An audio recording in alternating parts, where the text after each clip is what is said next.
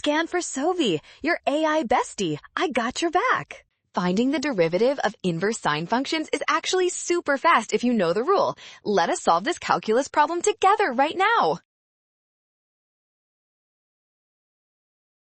Start by applying the standard derivative rule for inverse sine. We take 1 over the square root of 1 minus our inner function, which is x minus 1, all squared.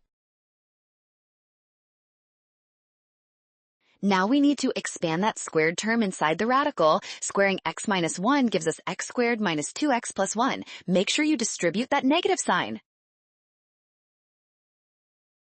Finally, simplify by subtracting terms. The ones cancel out, leaving 2x minus x squared under the root. Option C is correct.